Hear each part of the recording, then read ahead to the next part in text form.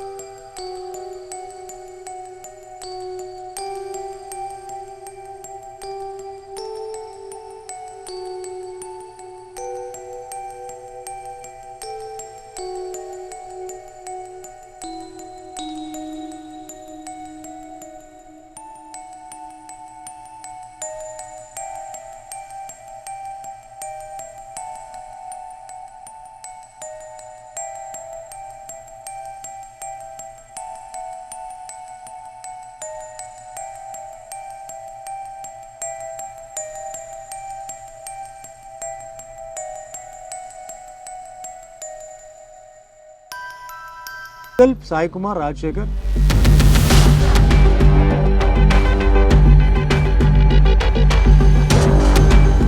రాజశేఖర్కి ఏవైతే సినిమాలు పడ్డాయో ఆ సినిమాలన్నీ సుమన్ వే అని చెప్పి ఒక టాక్ ఉంది.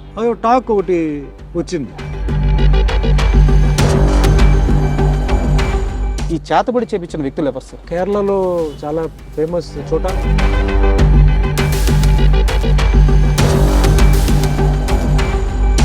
ఈ సంవత్సరంలో ఈ నెల ఇది, ఈ నెలలో ఈ వారం ఇది, వారంలో ఈ రోజు ఇది, అది జరిగి తీరాలి. అది జరిగి తీరాలి. మీరు జైలుకి వెళ్ళక ముందు ఒక పెద్ద రాజకీయ నాయకుడు, తమిళనాడులో ఒక పెద్ద రాజకీయ నాయకుడు మిమ్మల్ని పిలిచారని, ఆయన నొచ్చుకునేలా సమాధానం చెప్పారని, దానివల్లే మీరు జైలుకి వెళ్ళాల్సి వచ్చిందని, ఆ కేసు జరిగిన రోజు నుంచి మీతో పాటు ఒక వ్యక్తి కూడా సఫర్ అవుతున్నారు, మెగాస్టార్ చిరంజీవి గారు. ఇప్పుడు అది చిరంజీవిని పొగిడితే బాలకృష్ణ తట్టుకోలేడు, వాళ్ళిద్దరికీ పడదు, పైకి మాత్రం అలా మంచిగా ఉంటారు కానీ వాళ్ళిద్దరి మధ్య కొన్ని దశాబ్దాలుగా ఆ పోటీ క్లాషు అవన్నీ నడుస్తున్నాయని మొన్న గొడవతో చాలామంది వాళ్ళ ఇష్టం వచ్చినట్టు రాసేశారు. వాళ్ళిద్దరిని అతి దగ్గరగా ఎక్కువ కాలం చూసిన హీరో మీరు. వాళ్ళిద్దరి మధ్య ర్యాపో ఎలా ఉంటుంది సార్ అసలు? బాలకృష్ణ గారు జనరల్లీ కొంచెం మంచికి మంచి, చెడుకు చెడు, కొంచెం షార్ట్ టెంపర్డ్ సార్.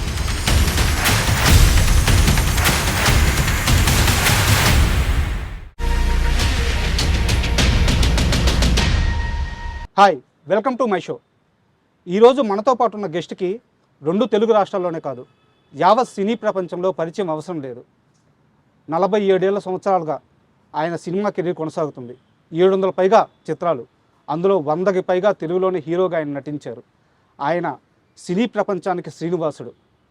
ఆయన్ని చూసి మురిసిపోయిన కోట్ల మంది అభిమానులు ఉన్నారు. అలాంటి ఒక లెజెండరీ వ్యక్తి ఈరోజు మనతో ఉన్నారు. ఆయనే మన సుమన్ గారు. సుమన్ గారితో మాట్లాడి ఆయన సినీ జీవిత విశేషాలు మరికొన్ని తెలుసుకున్నాం. హాయ్ సార్, నమస్తే. నమస్కారం అండి సార్. ముందుగా అంటే చిన్నప్పటి నుంచి మీ సినిమాలు చూశాను సార్. 1-2 సందర్భాల్లో మిమ్మల్ని దూరం నుంచి కూడా చూశాను. ఇలా మీ పక్కన మీ ముందు కూర్చొని మిమ్మల్ని ఇంటర్వ్యూ చేయడం చాలా ఆనందంగా, కొంచెం గర్వంగా కూడా ఫీల్ అవుతున్నాను. ఈ అవకాశం ఇచ్చినందుకు చాలా thanks sir. Thank you sir. And అలాగే ఇంటర్వ్యూలోకి వెళ్ళే ముందు ఇందాక నేను ఒక మాట మాట్లాడాను, సినీ జగత్తుకి ఆయనే శ్రీనివాసుడు అని చెప్పి. ఈ సాయంత్రం వేళ నేను నిజంగా శ్రీనివాసుడు ముందు కూర్చొని ఉన్నానని భావిస్తూ, ఈ ఇంటర్వ్యూ అయిపోయే లోపల నాకు ఒక వరం కావాలి, అది ఎక్కడ వాడుకుంటానో నా ఇష్టం, కానీ ఆ వరం మీరు నాకు ఇస్తానని ప్రామిస్ చేయాలి. నా చేతుల్లో ఉంటే తప్పకుండా ఇస్తాను. Thank you sir. అండ్ మీ సినీ ప్రయాణం స్టార్ట్ అయింది ఒక కార్ మెకానిక్ ద్వారా. ఆయన తీసుకెళ్ళి కిట్టు ఆయన పరిచయం చేశారు. ఇది చాలాసార్లు చెప్పారు మీరు. అంటే సుమన్ అంటే ఎలాంటి వ్యక్తి అంటే, తనకి లైఫ్లో ఏ చిన్న సహాయం చేసిన వ్యక్తిని కూడా ఎప్పుడూ మర్చిపోయేవారు కాదు. ప్రతి సందర్భంలో వాళ్ళ పేర్లు ప్రస్తావిస్తూనే ఉంటారు. అలాంటి కిట్టు కుటుంబానికి సుమన్ చేసిన సహాయం అంటే ఏం చెప్తారు? యాక్చువల్గా కిట్టు గారు పాపం, ఆయన ఫ్యామిలీ వచ్చి కొంచెం డిస్టర్బ్డ్ ఫ్యామిలీ అండి సార్. ఇప్పుడు మీరు అడిగారు కాబట్టి అది చెప్పాలి. తను ఏంటంటే, తను సినిమా ప్రపంచం, ఆయన ట్రావెల్స్, తర్వాత ఆయన లైఫే వేరే. ఆయన మొత్తం బెంగళూరులో, యాక్చువల్లీ మాకు కూడా పెద్ద కనెక్షన్ లేదు ఫ్యామిలీతో. సార్ ఆయన ఎంతసేపు సినిమా వాళ్ళతోనే, అంటే ఈ కార్లు పంపడం, సినిమా వాళ్ళ ఫ్యామిలీస్కి హెల్ప్ చేయడం, సినిమా వాళ్ళ ఫ్యామిలీస్కి ఏమైనా రియల్ ఎస్టేట్లో ఇక్కడ స్థలం ఉంది, అక్కడ స్థలం, అంటే డబ్బు కోసం కాదు, వాళ్ళ డబ్బుని జాగ్రత్తగా వాళ్ళు ఇన్వెస్ట్ చేయాలి అని చెప్పి చెప్తున్న వ్యక్తి, ఓకే. ఆ టైప్ వ్యక్తి. తర్వాత ఫంక్షన్కి ఇది ఇది మిస్ అయిపోతే ఇంకా కారే ఆయనకి ప్రపంచం. కారు ట్రావెల్స్ ఇవన్నీ తప్ప పెద్ద ఏమి లేదు. సార్. అయితే నాకు అంటే నా ఎంట్రీ నుంచి అదే ఆయనే కదా నాకు మొత్తం చేసింది. సో ఎప్పుడు నేను ఆయన ఫ్యామిలీ గురించి కానీ ఆయన ఏ విషయాలు అడగలేదు. బట్ తర్వాత ఎప్పుడైతే ఆయన లాస్ట్ డేలో చనిపోయినప్పుడు అప్పుడు ఆయన ఫ్యామిలీ వాళ్ళు బెంగళూరు నుంచి వాళ్ళు రావడం, కలవడం అప్పుడే నాకు తెలిసింది. ఎక్కువ మాకు ఎవరికి సినిమా వాళ్ళకి ఎక్కువ పరిచయం లేదు కాబట్టి వాళ్ళు కూడా మాతో ఎక్కువ పెద్దగా ఇది కనెక్షన్ పెట్టుకోలే. సార్. వచ్చారు, మాట్లాడారు, అంత ఆ సిచ్యువేషన్లో డిస్కస్ చేయాల్సిన అవును. ఒక టాపిక్ కాదు. తర్వాత అదే ఆయన లాస్ట్ డేస్ చెన్నైలో జరిగింది. సో తర్వాత ఇక్కడ మళ్ళీ వచ్చేసాం అనమాట. సో దాంతో ఏంటంటే మాకు ఎక్కువ ఏమి తెలియదండి అసలు మ్యాటరు, వాళ్ళ ఫ్యామిలీ బ్యాక్గ్రౌండ్ గురించి కానీ. అంటే నేను పర్సనల్గా జనరల్గా ఎవరు పర్సనల్ మ్యాటర్స్కి వెళ్ళను. అంటే వాళ్ళ ఫ్యామిలీ ఎక్కడ ఉంది అదే వాళ్ళుగా చెప్తే ఓకే, కానీ పర్సనల్ మ్యాటర్స్లో నేను ఎప్పుడు ఇంటర్ఫియర్ చేయడం నాకు ఇష్టం లేదన్నమాట. అంటే ఈ క్వశ్చన్ అడగడానికి కారణం ఏంటంటే సార్, మీరు చాలా ఇంటర్వ్యూలో కిట్టు నా గాడ్ ఫాదరు, ఆయన ద్వారానే ఇండస్ట్రీలోకి వచ్చానని చెప్పారు. సో తర్వాత కిట్టు ఏమయ్యారు అనేది చాలా మందికి తెలియదు. అవునవును. సో అందుకని ఈ క్వశ్చన్ అడిగాను. ఇప్పుడు చనిపోయి ఆల్మోస్ట్ 10 years పైన అయిపోయింది సార్. 10 years 12 years అయిపోయింది సార్. ఎందుకంటే సుమన్ అంటే మాకందరికీ ఒక నిధిలాగా అనమాట. ఇలాంటి ఒక నిధిని ఇండస్ట్రీకి ఇచ్చిన మనిషి గురించి ప్రస్తావించి ఇంటర్వ్యూ స్టార్ట్ చేద్దాం అనుకున్నాను. అండ్ మీ కెరీర్ విషయానికి వస్తే సార్, ఫస్ట్ మూవీ నా తమిళ్లో నేమ్ ఏదే స్విమ్మింగ్ పూల్ అని ఏదో పేరు వస్తుంది తెలుగులో. ఫస్ట్ సినిమాలోనే ఫైటర్కి ఒక 5-6 పుల్లు రాలగొట్టారంట. అంటే నన్ను ఫస్ట్ ఆఫ్ ఆల్ నేను సినిమా ఫీల్డ్కి వెళ్ళడానికే నా కరాటే బ్యాక్గ్రౌండ్ అండి. Yes sir. అంటే పర్సనాలిటీ అప్పుడు ఉంది సార్, కానీ యాక్టింగ్ తెలియదు, డాన్సింగ్ తెలియదు. ఒకటే ఒక క్వాలిఫికేషన్ ఏంటంటే karate black belt. Yes sir. ఆ కరాటే బ్లాక్ బెల్ట్ నన్ను కరాటే చేయడం చూసి ప్రొడ్యూసర్ డైరెక్టర్ టిఆర్ రామన్న గారు కిట్టు గారి ద్వారా మెసేజ్ పెట్టి తీసుకొచ్చారు. సో నాకేంటంటే అప్పుడు ఒరిజినల్గా స్టంట్స్ చేయడం, కరాటేలో మాకు ఏదైతే నేర్పించారో అది చూపించడం అదే అయింది. ఈ స్టంట్లో ఏంటంటే టచ్ చేయకుండా కెమెరాకి ఓవర్లాప్ చేసి చేయడం ఇవన్నీ తెలీదు. సో ఫైట్ చేసేటప్పుడు తెలియకుండా హ్యాండ్ పంచ్ కొట్టి ఒక 2-3 పళ్ళు పాపం ఎగిరిపోయింది. తర్వాత చూసి అది ఆల్రెడీ పోయిన పర్లేదు, కట్టించి పెట్టారనమాట. ఆయన అన్నాడు, ఏం వరే అవుతుంది సార్, ఆల్రెడీ పళ్ళు వేరే షూటింగ్లో పోయింది, కట్టిన పళ్ళు అండి కాబట్టి ఓకే అని అన్నారు. బట్ అంతే తప్ప డెలిబరేట్గా కొట్టడం అలాంటిది ఏం లేదు. బట్ నేను మట్టుకు అప్పుడు ఏం చెప్పినట్టు అంటే వాళ్ళు ఏంటంటే ఆర్టిస్ట్ని టచ్ చేయకుండా చేసేవారు. టచ్ చేయకుండా చేసే నాకు రియాక్షన్ వచ్చేది కాదు. సార్ మీరు టచ్ చేయకపోతే నా రియాక్షన్ రాదు సార్, మీరు కొట్టండి అని చెప్పి ఉల్టాగా వాళ్ళ దగ్గర నుంచి నేను టచ్ అయ్యేలాగా నేను కొట్టించుకున్నాను. అప్పుడే రియాక్ట్ అయ్యాను.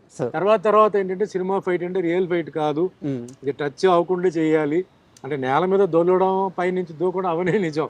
మిగతంతా టచ్ చేయకుండా కెమెరాకు ఓవర్లాప్ చేసి చేయడం ఇవన్నీ తర్వాత నేర్చుకున్నాను అనమాట.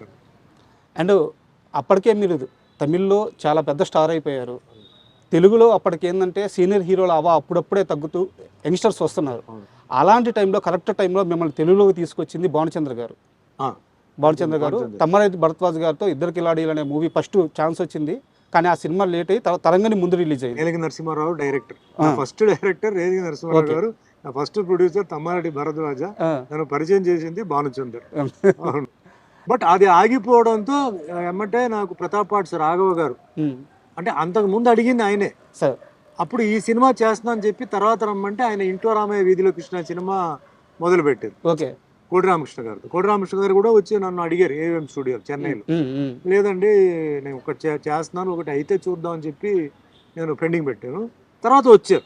అప్పుడు ఇంట్లో రామయ్య వీధిలో కృష్ణ షూటింగ్ అయిపోయింది, రిలీజ్ రెడీ అవుతుంది. అప్పుడు తరంగని సినిమా షూటింగ్కి ఆఫర్ చేసి ఆ గ్యాప్లో ఒక 18 days గ్యాప్లో తరంగిణి సినిమా హైదరాబాద్లో షూటింగ్ చేసి 18 daysలో ఫినిష్ చేస్తే సినిమా 1 year ఆడిందండి. సూపర్. అండ్ మీరు ఇక్కడ ఇండస్ట్రీలోకి, తెలుగు ఇండస్ట్రీలోకి అడుగుపెట్టే టయానికి మీలాంటి యంగ్స్టర్స్లో పోటీగా ఉన్న హీరోలు అంటే అప్పటికి ఎవరు సార్? అప్పట్లో చాలామంది అప్పుడు న్యూ కమర్స్ వస్తున్న ఒక సీజన్ అండి సార్. చాలామంది న్యూ కమర్స్ అంటే నేను దాని గురించి పెద్దగా నేను ఇదవలా. నేను మామూలుగా చేశాను. అంటే అప్పుడు తెలుగు తమిళ్ రెండు చేస్తున్నాను, అవును ఇక్కడ పూర్తిగా తమిళ్ వదల్లా. అప్పుడు తమిళ్లో ఉన్నాను, తెలుగులో ఉన్నాను. ఎందుకంటే సినిమా నాది రిలీజ్ అవలా. సార్. సో అటు ఇటుగా ఉన్నాను. ఇక్కడ ఏం జరుగుతుందో తెలియదు. తరగని సినిమా షూటింగ్ అయిపోయింది అన్నారు, ఇద్దరు కిలాట్లు బ్యాలెన్స్ ఉందన్నారు, ఇంకా వదిలేసి తమిళ్లో అప్పుడు డార్లింగ్ డార్లింగ్ డార్లింగ్ చేస్తున్నాను, భాగ్యరాజ్ గారు డైరెక్షన్. సార్. తర్వాత సినిమా హిట్ అయింది. సినిమా హిట్ అయిన తర్వాత అప్పుడు ఇక్కడికి వచ్చినప్పుడే చాలామంది హీరోస్ ఉన్నారు. అర్జున్ ఉన్నారు, చిరంజీవి గారు. సార్. చిరంజీవి గారు సీనియర్, సార్. ఓకే, ఆయన ఇండస్ట్రీలో ఉన్నారు. అర్జున్ నాకు తెలిసి భానుచందర్, సార్. తర్వాత అట్లా వచ్చారనమాట. శివకృష్ణ గారు అందరూ వచ్చారు హీరోలు. సార్ 1984లో ఒక హీరో రెమ్యునరేషన్ 4 నుంచి 5 లక్షలు. అప్పట్లో సౌత్లో ఏ హీరోకి ఆ రెమ్యునరేషన్ లేదు, ఒక సుమన్ గారు మాత్రమే ఆ రేంజ్ రెమ్యునరేషన్ తీసుకున్నారు అని చెప్తుంటారు, నిజమేనా? నాకు తెలియదు సార్. అంటే యాక్చువల్గా నేను డబ్బును పెద్దగా నేను చూసి చేయలేదు సార్. సార్. నాకు డబ్బు కొన్ని ప్రొడ్యూసర్స్ ఎక్కువ ఇచ్చారు, తక్కువ ఇచ్చారు. నేను అప్పుడు ఏంటంటే కెరియర్ని స్ట్రాంగ్ చేయాలని చెప్పేసి నేను మెయిన్గా సబ్జెక్టు, క్యారెక్టర్, ఎవరు సాంగ్స్ బాగా తీస్తారు, ఎవరు ఫైట్ బాగా తీస్తారని చెప్పి చేసేవాడిని. తర్వాత ఈ మార్కెట్ గొడవ అంతా నాకు తెలియదండి. సార్. మార్కెట్, సినిమా ఎంత కలెక్షన్ అయింది, మనం ఎంత అడగాలి, సినిమా పోయిందా మనం ఎంత అడగాలి, ఏం తెలీదు. ఒక ప్రొడ్యూసర్ వచ్చేసి ఎప్పుడు వచ్చాడు, సార్ స్టోరీ చెప్పండి. ఇప్పుడు కూడా అదే నేను చెప్పేది, సార్. స్టోరీ చెప్పండి, నా క్యారెక్టర్ చెప్పండి. అంటే సార్ డబ్బు ఎంత తీసుకుంటారు, అది పాయింట్ కాదు, నా స్టోరీ చెప్పండి, క్యారెక్టర్ చెప్పండి. అప్పుడు ఎన్ని రోజులు మీరు చేస్తారు, ఏం చేస్తారు, అప్పుడు కూర్చొని మాట్లాడతారు. ఇప్పుడు కూడా అదే, అప్పుడు కూడా అదే. సార్. డబ్బు నా లెక్కలో ఏంటి సార్, ఆటోమేటిక్గా మార్కెట్ పెరిగినప్పుడు అదే వస్తుంది సార్, మనం అడగాల్సిన పని లేదు, ఆటోమేటిక్గా. ఆ విధంగా నాకేంటంటే కొన్ని ప్రొడ్యూసర్స్ దగ్గర కొంచెం ఎక్కువ వచ్చింది, డబ్బు వచ్చింది, డబ్బు గురించి నేను పెద్దగా నేను చేయలే. బట్ కానీ అప్పట్లో అది రికార్డ్ అంట సార్. అంటే సౌత్లో మేబీ అప్పట్లో మొత్తం అన్ని లాంగ్వేజ్లో కలిపి ఏ హీరోకి కూడా ఆ రేంజ్ రెమ్యునరేషన్ లేదంట. లేదు సార్. అప్పుడు ఆల్రెడీ తమిళ్లో రజనీకాంత్ గారు, కమల్ హాసన్ గారు వాళ్ళందరూ హై రేంజ్లో ఉన్నారు అప్పుడు. తెలుగు ఈ జనరేషన్, సెకండ్ జనరేషన్ అంటే రామారావు గారు, నాగేశ్వరరావు గారు, కృష్ణ గారు, కృష్ణరాజు గారు, సోహన్ బాబు గారు తర్వాత బ్యాచ్ మేమే, మొత్తం బ్యాచ్. మరి ఆ బ్యాచ్ల్లో మేబీ నేను హై రెన్యూమరేషన్ నాకు ఎప్పుడు సుమన్ రెన్యూమరేషన్ డిమాండ్ చేసాడని ఎప్పుడు కంప్లైంట్ రాలేదు, ఎక్కడ రాలే. దానికి కూడా నా దగ్గర ఒక క్వశ్చన్ ఉంది సార్. ఈ మధ్య మీరు ఒక ఇంటర్వ్యూలో మాట్లాడుతూ 99 సినిమాలు అయినాయి, 100వ సినిమా కావట్లేదు, అంటే సినిమాలు చేస్తున్నా, నేను హీరోగా ఆ 100 సినిమా పూర్తయితే చేద్దామని చెప్పి కొన్ని రోజులు వెయిట్ చేశాను. కరెక్ట్గా అలాంటి సమయానికి సత్యనారాయణ, అది పేరు నాకు గుర్తు రావట్లేదు, మీ 100వ సినిమా, ఆ సినిమా ఛాన్స్ వచ్చింది. ఫస్ట్ వాళ్ళు ఏం చెప్పారంటే, మామూలు ఆర్టిస్టు, క్యారెక్టర్ ఆర్టిస్ట్ లాగే నేను అక్కడికి వెళ్ళాను, తీరా అక్కడికి వెళ్ళిన తరువాత తెలిసింది నా మీదే 4 పాటలు ఉన్నాయి, నేనే ఆ cinema hero, full length character నాదే అని చెప్పి అక్కడికి వెళ్ళి నాకు తెలిసింది. చాలా హ్యాపీగా ఫీల్ అయ్యాను, 100వ సినిమా ఫినిష్ చేశానని చెప్పి మీరు ఒక ఇంటర్వ్యూలో చెప్పారు. ఇక్కడ నా క్వశ్చన్ ఏంటంటే, క్యారెక్టర్ ఆర్టిస్ట్గా ఒక రెమ్యునరేషన్ ఉంటుంది సార్, హీరోగా అయితే ఆ రెమ్యునరేషన్ మారుద్ది. మీరు అక్కడ కూడా ఏం, నన్ను క్యారెక్టర్ ఆర్టిస్ట్ అనుకున్నాను, ఇప్పుడు నన్ను హీరోని అంటున్నారు, నా రెమ్యునరేషన్ పెంచండి, ఇలాంటి డిమాండ్ ఏం చేయలేదా? సినిమా ఫీల్డ్లో ఉండడానికి కొన్ని సూత్రాలు ఉన్నాయి, కొన్ని సీక్రెట్స్ ఉన్నాయి సార్.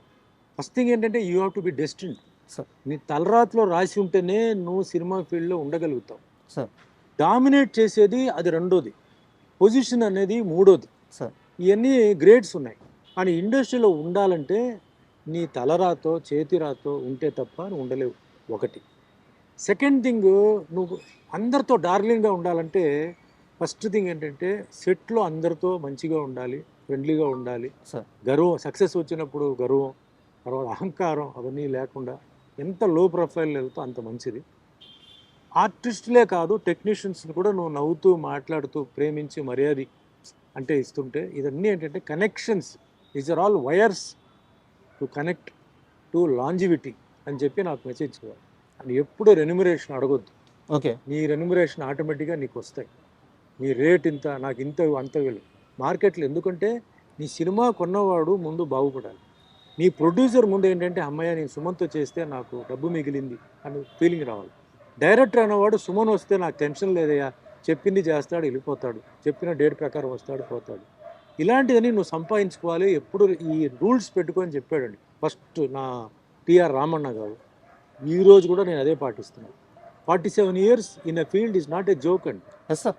సో మెనీ జనరేషన్స్, అవును, so many challenges, so many competition, not 1 language, 11 languages. Sir. ఇదే సూత్రాలు నేను పాటిస్తున్నాను. నా క్యారెక్టర్ ఐఎమ్ వెరీ స్ట్రిక్ట్. నా క్యారెక్టర్ ఏంటి, నా కాస్ట్యూమ్ ఏంటి, నా పెర్ఫార్మెన్స్ ఏంటి, గెటప్ ఏంటి, no vulgarity, no sex, sir no anti patriotism, దేశానికి విరుద్ధంగా మాట్లాడడం, సార్ కులం, మతం. ఎంత డబ్బు ఇచ్చినా నేను చాలా సినిమాలు వదులుకున్నాను.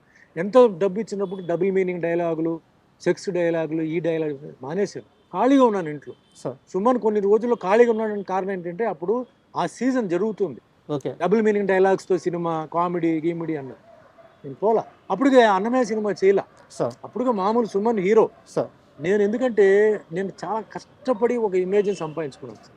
నాకు ఎవరు బ్యాకింగ్ లేదు. నేను సినిమా ఫీల్డ్కి సంబంధించిన వాడు కాదు. యాక్టింగ్ తెలియదు, ఏమీ తెలియదు. మొత్తానికి భగవంతుడు తీసుకొని పెట్టాడు. తర్వాత నాకు తెలిసిన విషయం ఏంటంటే ఒక శ్రీనివాసుడు క్యారెక్టర్ చేయడానికి పైనుంచి ఆయన నన్ను సృష్టించాడు, నన్ను చేయించాడు అని చెప్పి తర్వాత తెలిసింది నా బుర్రకి. అప్పుడు దాకా నాకు తెలియదు. సార్ సుమన్ ఎందుకు వచ్చాడు ఒక ఫీలింగ్ వస్తే, ఒక శ్రీనివాసుడు క్యారెక్టర్ చేయడానికి ఆ శ్రీనివాసుడు నువ్వే కరెక్టర్ నా సినిమా చేయడానికి అని చెప్పేసి నాకు ఆ లైన్ నాకు ఇచ్చి నన్ను తయారు చేసి, ఎందుకంటే ఆ క్యారెక్టర్ చేయడానికి కేవలం మేకప్ వేయడం, పూసుకోవడం, చేయడం కాదండి. ఎంతో త్యాగం చేశారు. కాళ్ళకు చెప్పులు వేయలేదు. 8 నెలలు నేల మీద పడుకున్నారు. 8 నెలలు ఉదయం 3 గంటలకు లేచి 5 గంటలకి అన్నపూర్ణ స్టూడియోలో మేకప్ వేసి ఇట్స్ ఆన్ రికార్డ్. సార్ చలి ఎండ అన్నిటికీ చేశాను. సరే ఇవన్నీ పక్కన పెట్టండి. ఆ సినిమా రిలీజ్ అయిన తర్వాత పెద్ద హిట్ అయిన తర్వాత president of India Shankar Dayal Sharma గారితో పక్కనే కూర్చొని సినిమా చూసే భాగ్యం నాకు ఆ దేవుడు ఇచ్చాడు. సో వీటన్నిటికీ అన్ని సంవత్సరాలు నాకు పరీక్ష, అన్ని సంవత్సరాలు నాకు ట్రైనింగ్, అన్ని సంవత్సరాలు ఏంటి ఆ మొహంలో మేకప్ వేసినందుకు మాత్రం కళ రాదు సార్. దేవుడు కళ రాదు. అయ్యో ఆ పవర్ రావాలి. అవును అది పైవాడు ఇవ్వాలి. అది ఇచ్చాడు, చేశాడు. సో నేను ఆ రూట్లో నేను ఎప్పుడూ ఆలోచిస్తుంటానండి. మన చేతిలో ఏమీ లేదు సార్. 300 మంది పైకి ఎక్కారు, 3 నిమిషాల్లో ఎగిరిపోయారు సార్ ఫ్లైట్లో. ఏం గ్యారంటీ ఉందండి? ఇంకో 10 నిమిషాల తర్వాత ఏం జరుగుతుంది ఎవరికి తెలియదు. సో ఎక్కువ నేను ఆశలు పెట్టుకోవడం, ఎక్కువ అది ఇది లేదు. చిన్నప్పటి నుంచి మా అమ్మగారు కూడా చాలా అంటే ఒక ప్రిన్సిపల్గా ఉండేవారు. సో అన్నీ కొంచెం బుద్ధిజము, నా కరాటే స్కూల్లో కూడా బుద్ధిజం గురించి, కర్మ గురించి అవన్నీ, సాంస్క్రిట్లో భగవద్గీత చదివాను. అది పెద్ద నాకు ఒక వరం. లైఫ్ అంటే ఏంటి అని మా అమ్మగారు నేర్చుకోమని చెప్పింది. సో అట్లా నా లైఫ్ మిగిలిన వాళ్ళలాగా కాదండి. Sir came very hard way. Challenges అందరికీ ఉంటాయి. నేను ఏదో ఒకటే పోరాడేని కాదు. ప్రతి ఒక్కరి ఛాలెంజ్ వేరే వేరే స్టైల్లో ఉంటుంది, వేరే వేరే ప్రశ్నలు ఉంటాయి. అంటారు కదా, never copy the neighbours answer paper. అప్పుడు ఆయన క్వశ్చన్స్ ఆర్ వాళ్ళ లైఫ్ వేరే. Comparison, no comparison. నేను ఎప్పుడు నాతో పాటు కాదు, నా కింద ఉన్న వాళ్ళతో కంపేర్ చేస్తాను. భగవంతుడు నాకు ఇది ఇచ్చాడు, ఇది మనం కాపాడుకోవాలి. ఎవడేం చెప్పినా నాకు అనవసరం. నేను చేసేది రైటా రాంగా సార్. తర్వాత ఎవరినైనా నేను ఒకవేళ ఏదైనా అనేస్తే తర్వాత వెళ్ళిపోయి నేను క్షమాపణ అడిగితే అనలా. ఒకవేళ అని ఉంటే నాకు అనిపించింది ఇట్లా, సారీ మా ఏదో మూడ్లో అలా చెప్పాను, వేరేం కాదని చెప్పి నేను క్షమాపణ, నాకన్నా కింద స్థాయిలో ఉన్నవాడు కూడా నేను క్షమాపణ అడిగిన రోజులు ఉన్నాయి. ఇవన్నీ ఏంటంటే లైఫ్లో నాకు ఎక్స్పీరియన్స్తో, మా అమ్మగారిది, మాకు కొంచెం ఇలా ఫిలాసఫికల్గా కొన్ని టీచర్స్ వాళ్ళతో నేను నేర్చుకుని, అంటే టైం ఇది వేరే. అంతేకాదు నేను టైంని 200% నమ్ముతున్నాను సార్. టైంని మీ కష్టాన్ని sir, it is time sir. Next మన కష్టం సార్. కష్టపడింది ఎప్పటికీ పోదు సార్. సార్ అది ఏదో ఒక టైంలో మనకు ఆ ఫలితాలు వస్తాయి సార్. అండ్ యాక్చువల్గా నా క్వశ్చనరీలో లేదు, మీరు భగవద్గీత టాపిక్ తెచ్చారు కాబట్టి నేను ఒక క్వశ్చన్ అడుగుతున్నాను. ఇప్పుడున్న యంగ్స్టర్స్ ఎవరైతే ఉన్నారో, ఈ తరం పిల్లలు భగవద్గీత చదవడం కాదు కదా, కంటితో కూడా చూడట్లేదు, తల్లిదండ్రులు నేర్పించట్లేదు, పాఠశాలల్లో కానీ కాలేజీల్లో కానీ పాఠ్యాంశంగా కూడా లేదు. ఒక మనిషి జీవితం మొత్తానికి అవసరమైన సారాంశం ఉన్న పుస్తకం దేవుడి గదిలో ఒక మూల ఉండిపోతుంది. ఈ తరానికి ఏం చెప్తారు సార్ భగవద్గీత? లైఫ్ అంటే ఇది మెచ్యూరిటీ, ఎక్స్పీరియన్స్ అంటారు సార్. 2 విషయాలు ఉన్నాయి. చాలామంది కన్ఫ్యూజ్ అవుతారు. మెచ్యూరిటీ ఏజ్తో వస్తుంది సార్, ఎక్స్పీరియన్స్కి ఏజ్ అవసరంలా. చిన్న వయసులోనే మెచ్యూరిటీ అంటే చిన్న వయసులోనే సంఘటనలు జరగడం, అది ఎక్స్పీరియన్స్ అవుతుంది. కొందరికి చిన్న వయసులోనే కొన్ని ఎక్స్పీరియన్స్ రావడంతో లైఫ్ని అప్పుడే వాళ్ళు నేర్చుకుంటున్నారు. వాళ్ళు వాట్ ఈజ్ లైఫ్ వాళ్ళకి తెలుసు. సో లైఫ్ను వాళ్ళు నేర్చుకుంటున్నారు. కొందరికి ఏంటంటే టైం పడుతుంది. కొందరికి ఏంటంటే కొంచెం సుఖం ఉండడంతో వాళ్ళకి కష్టాలు ఏమిటో తెలియదు. సో కొందరు ఏంటంటే కష్టాలు చూసి లైఫ్ని ఎక్స్పీరియన్స్ చేసి వాళ్ళు బ్యాలెన్స్డ్గా ఉంటారు. ముఖ్యంగా బాగా కోటీశ్వరులు పిల్లలు ఉంటారు. వాళ్ళకి ఎప్పుడూ తల్లిదండ్రులు ఏంటంటే కష్టాలు ఏమిటో వాళ్ళకి చూపించలేదు, కష్టాలు ఏమిటో చెప్పలా, కాబట్టి తెలియదు వాళ్ళకి. సడన్గా ఒక ప్లేస్లో ఒక డౌన్ఫాల్, సడన్గా ఒక ప్లేస్లో ఏదైనా జరిగిందంటే అప్పుడు ఆ కష్టం తెలుస్తుంది. అప్పుడు ఇట్స్ టూ లేట్. తర్వాత అడ్వైస్ మీరు ఎవరు ఇచ్చేదండి లైఫ్లో? Who is the person to give you advice అండి? వాళ్ళకి ఏ ఎక్స్పీరియన్స్ ఉందండి? వాళ్ళకి 200% ఎక్స్పీరియన్స్ ఉందా? వాళ్ళకు ఉన్న ఎక్స్పీరియన్స్తో మీకు వాళ్ళు అడ్వైస్ చేస్తారు. ప్రపంచంలో ఉన్న మొత్తం ఎక్స్పీరియన్స్ వాళ్ళకి లేదు, సార్. నాలెడ్జ్ వాళ్ళకి లేదు. భగవద్గీతలో మొత్తం ఉందండి. Yes sir. భగవద్గీతలో మనం కూర్చొని మనం అంటే సాంస్క్రిట్ చదవకరా, ఇంగ్లీష్ కూడా ఉంది. ఒక ఏజ్ వచ్చిన తర్వాతనే భగవద్గీత ఏమిటనేది తెలుస్తుంది. సార్. చిన్న వయసులో వాళ్ళకి తెలియదు సార్. చిన్న వయసులో అది అలా జరిగి ఉండేది, ఇలా జరిగింది, అది ఇది అంటారు, తెలియదు. That is immaturity. Sir. But maturity వచ్చినప్పుడు వాళ్ళు ఎవరిని అడిగితే మన కరెక్ట్ అడ్వైస్ ఇస్తారు? లాయరా, జడ్జా? కాదు, వాళ్ళు ఇస్తారు. వాళ్ళు ఇచ్చే ఇదంటే బుక్ నాలెడ్జ్ ఉంటుంది, కొంచెం ప్రాక్టికల్ నాలెడ్జ్ ఉంటుంది. బట్ ప్రపంచంలో ఉంటున్న ఒక అడ్వైజర్, బెస్ట్ అడ్వైజ్ ఎవరంటే భగవద్గీత. అదేదో హిందూ రిలీజన్ అని కాదండి. Bhagavad Gita can be studied by a Muslim, by a Christian, by a Buddhist, by a Sikh, by a Jain, anybody. It is a book of knowledge of how to live life. Sir. నా ఎక్స్పీరియన్స్తో నేను చెప్తున్నా. చిన్నప్పుడు మా అమ్మగారు నేర్పించారు. ఎందుకురా మాకు భగవద్గీత ఎందుకు, ఇదేంటిది అన్నాను. అలాగే మా ఇంటి ఎదురులోనే కరాటే స్కూల్, చిన్న 6th క్లాస్లో వెళ్ళరా అన్నారు. కరాటే ఎందుకు, దేనికి ఇది అన్నారు. మెల్లిమెల్లిగా కరాటేలో ఉన్న బెనిఫిట్స్, మన ఫిజికల్ ఫిట్నెస్ ఎలా ఉంటుంది, మెంటల్ ఫిట్నెస్ ఎలా ఉంటుంది, బాడీ కండిషన్ ఎలా ఉంటుంది, అలాగే ఒక బ్లాక్ బెల్ట్కి వచ్చేటప్పుడు దాంట్లో ఉన్న విషయం తెలుసుకున్నాను. మనలో ఉన్న ఒక పేషెన్స్, కామ్నెస్, ఎన్నిసార్లు కింద పడినా కూడా లైఫ్లో మనం లేచి నిలబడి మనం ఫైట్ చేయవచ్చు, ట్యాకిల్ చేయవచ్చు. తట్టుకునే శక్తి మనకి కావాలంటే martial arts. Discipline, devotion, dedication, daringness లైఫ్లో అదన్నీ ఒక మెథాడికల్గా నేర్పించేది నాకు martial arts. Book of knowledge, లైఫ్ని ఎలా ముందుకు తీసుకెళ్ళాలి చెప్పింది నాకు భగవద్గీత. Super sir. అండ్ ఒక్కసారి ఎర్లీ 80sలోకి వెళ్తే సార్, అప్పట్లో మీరు ఒక స్టేట్మెంట్ ఇచ్చారు. నేను పెళ్ళంటూ చేసుకుంటే తెలుగు అమ్మాయినే చేసుకుంటాను అని చెప్పి ఒక స్టేట్మెంట్ ఇచ్చారు. అది మీరు ఏ ఉద్దేశంతో ఇచ్చారో నాకైతే తెలియదు, కానీ మీ వల్ల చాలా ఊర్లలో చాలామంది అమ్మాయిలు పెళ్లి చేసుకోకుండా ఆగిపోయారు. తెలుసా మీకు ఆ విషయం? తెలుసు. యాక్చువల్గా ఒక ఎగ్జాంపుల్ చెప్తాను మీకు. మాది నెల్లూరు జిల్లా కావాలి సార్. అక్కడ ఓల్డ్ టౌన్ అని ఒక ఏరియా ఉంటుంది, పాతూరు ఒక ఏరియా ఉంటుంది. అక్కడ ఒక లేడీ, అంటే మేము చిన్నపిల్లలుగా ఉన్నప్పుడు ఆమె 30 ఏజ్, మేబీ 28 ఆ ఏజ్ ఉండొచ్చు. చాలా మంచిగా ఉంటారు, మంచి ఎత్తు, పర్సనాలిటీ చాలా మంచిగా ఉంటారు. ఆ ఇంటి ముందు నుంచి వెళ్ళిపోయే వాళ్ళందరూ కూడా అప్పటి నుంచి, అంటే మేము పెద్ద అయ్యే వరకు కూడా ఆ ఇంటి ముందు నుంచి వెళ్తుంటే అందరిది ఒకటే డైలాగు, ఈ ఇంట్లో ఒక అమ్మాయి ఉంటుంది, సుమన్నే పెళ్లి చేసుకుంటుందంట, లేకపోతే చేసుకోదంట. అలాగా మేము పెద్ద అయ్యే వరకు కూడా ఆ మాట ఇంటూనే ఉన్నాం. తన తర్వాత చాలా ఏజ్ వచ్చిన తర్వాత పెళ్లి చేసుకుంది. సో నేను ఏం చెప్పట్లేదు. ఇలాంటి అమ్మాయిలు చాలామంది ఉన్నారు. మీకు అది పర్సనల్గా ఫేస్ చేశారు వాళ్ళు? సార్ యాక్చువల్గా మాకు అప్పట్లో ఫ్యాన్ మెయిల్ ఉండేది సార్. సార్. సో ఏ హీరో అయినా కూర్చొని ఫ్యాన్ మెయిల్ రాసేవాడు కాదు సార్. దానికి ఒక మనిషి ఉండేవారు, వాళ్ళు రాసేవారు, ఓ ఫోటో పెట్టేసి ఒక కవర్లో పెట్టేసి పంపేవారు. పాప అవతల వాళ్ళు ఏమనుకునేవారంటే నిజంగా హీరో రాసి పంపాడని అనుకునేవారు.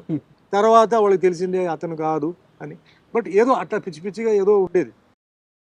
బ్యాచిలర్గా ఉన్నప్పుడు చాలామంది పెళ్లి చేసుకోవాలని చెప్పేసి అనుకున్నారు. బట్ మాది ఏంటంటే చెన్నై అవడంతో చాలామంది ఆంధ్ర నుంచి, అంటే అప్పుడు ఉమ్మడి రాష్ట్రం, సో ఆంధ్ర నుంచి వాళ్ళు వెళ్తే లాంగ్వేజ్ ప్రాబ్లం తెలియదు, సో ఎట్లా వెళ్తాం అని చెప్పేసి అక్కడే ఉండిపోయిన వాళ్ళు ఉన్నారు.